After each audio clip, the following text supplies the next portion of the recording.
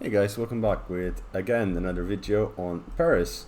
Since we decided to cover Paris this morning, I'm going to go through his entire unit roster and just show them off, show their abilities and what they seem to be good at. You have to respect how good the detail look on his armor, and this is not at even close to maximum graphics. So yeah, so we're gonna do that and see what we come up with.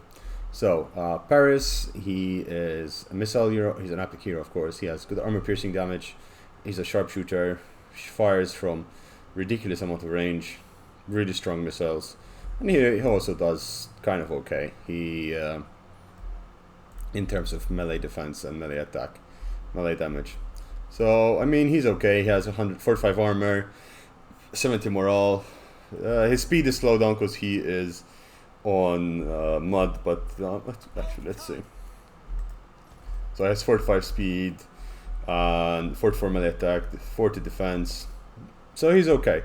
He's a good long range hero with some really nice supporting abilities, so he's out. Then we see the basic of the basic, the militia, the mob. These are just spear and shield. They have a tiny ass shield, they have 35 missile block chance, actually that's not bad, but they have only 30 armor. They have 40 morale, they're decently fast, they run around, their melee attack is okay. Again, these are just units that you recruit at the start of the campaign, or if you have extra funds, you just throw them in, and they do the damage. So we'll put that aside, and then we have the Trojan Warriors. These guys are slightly better, but they're still light infantry. They have the maces, the clubs, they are better at charging. They have a nice charge bonus for a starter unit. These guys, however, will get shredded. They have no melee defense and almost no armor, and no shields, of course, to take care of. Then the Axemen, those who saw the video this morning will know that these Axemen do relatively okay. They do decent damage. Their damage is 72, and they have nice melee attack.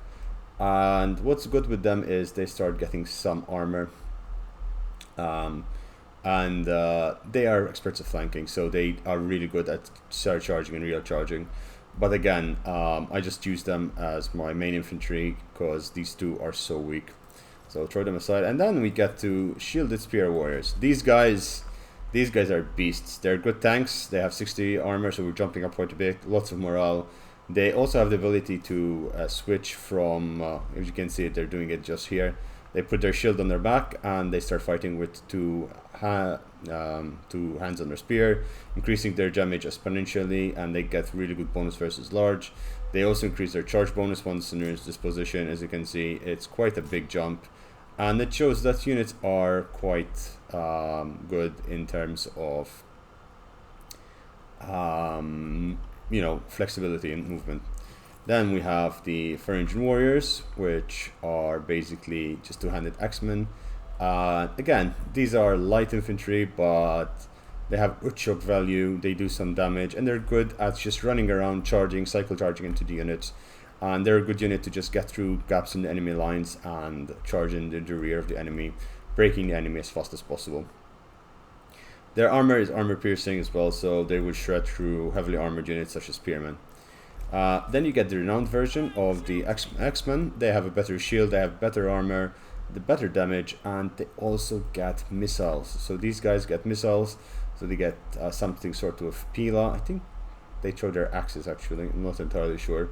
But limited ammunition, they have two of them, so they will be really useful and probably quite more probably than not will be the main units of a lot of individuals to fight with.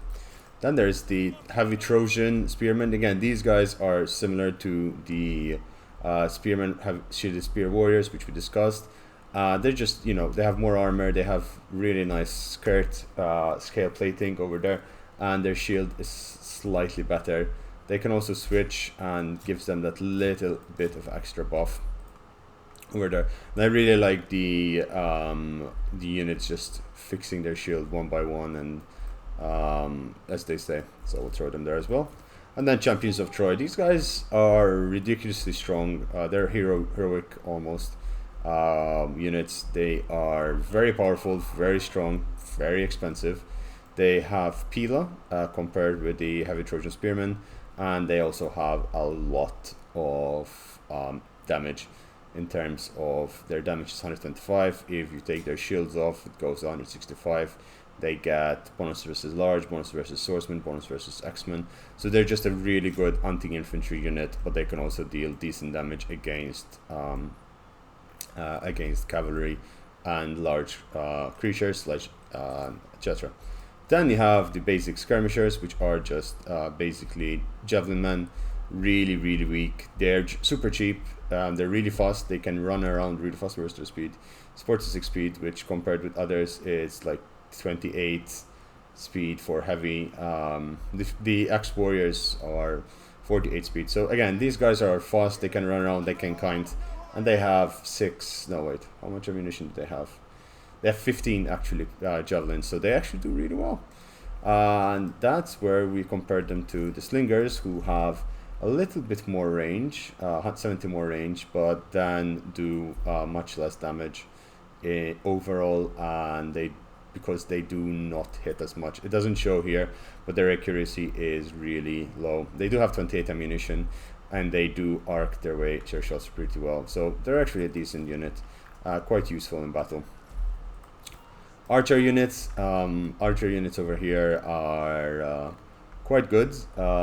They do quite a bit of damage, 27 melee damage, good range, good ammunition, and they have a little bit more accuracy than the slingers. We'll put them aside. They're also relatively fast with 44 speed and 48 speed on the slingers. Then you get the renowned version of the archers and slingers, which, let's put them side by side here. They just have a little bit more armor. They're slightly slower. They have more range, more damage, and just cost a little bit more. They're decently good for what they cost. And if you have a solid front line, they're a good unit to bring to the fight. But sometimes the basic slingers are better than the renowned slingers, for a simple reason that little bit extra movement is just so good. But then again, the renowned slingers have more range, and that extra range can make up for the fact that they are slightly slower, and they're still faster than the Champions of Troy and the Trojan. And then, since this is Paris, he has a lot of focus on range, and he gets also the exemplary Trojan slingers, which again, 190 range is ridiculous, 54 missile damage. They also double up as a melee combatant as well, as it shows. They have decent armor, 55 armor, so they're looking something at low tier combats as well. So when they run out of ammunition, they have 30 off. They will do relatively well in melee, and their armor is pretty good. And then we move to the really heavy hitters here. I'll throw you over there.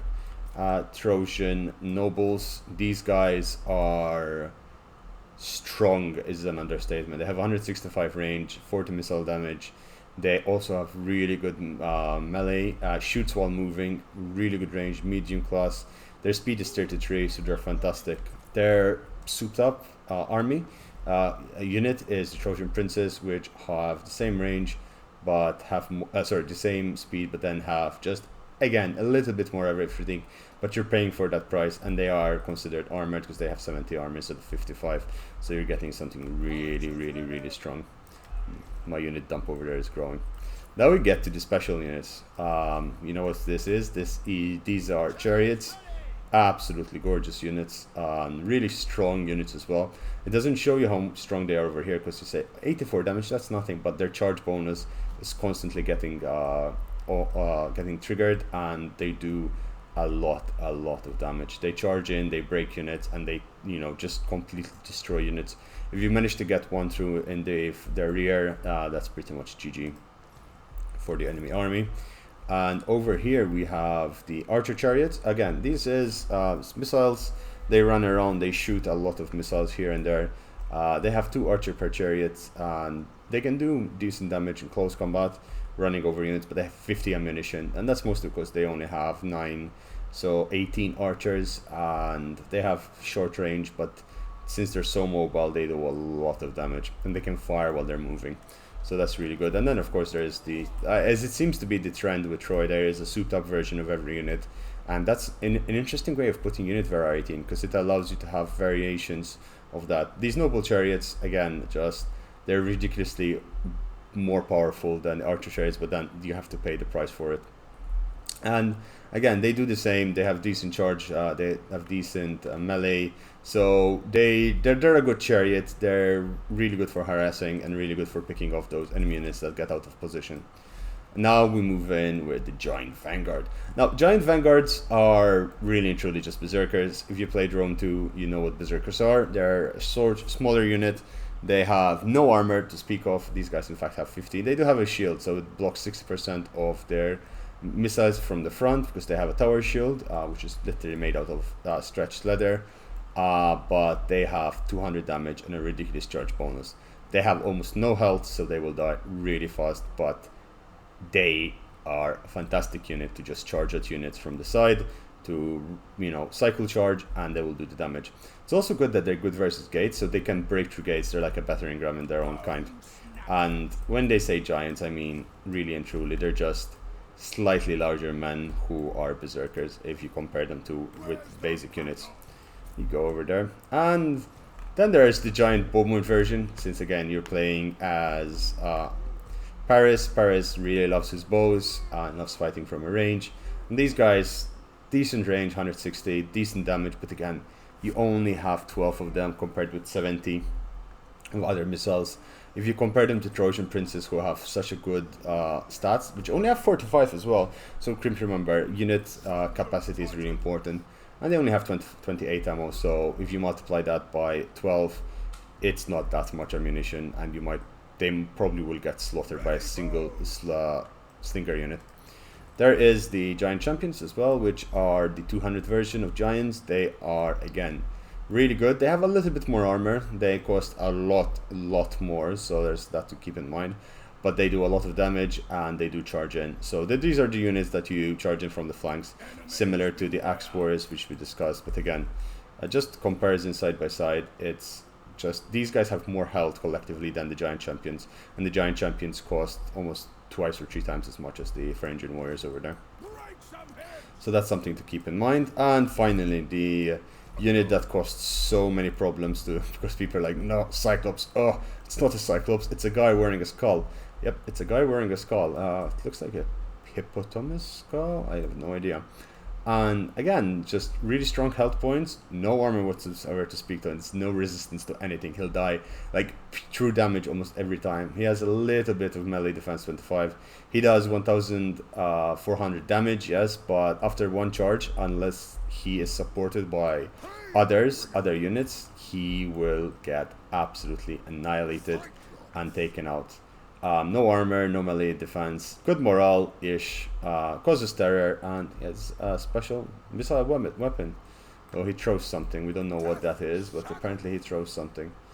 So we'll see what that is when we get to play him properly.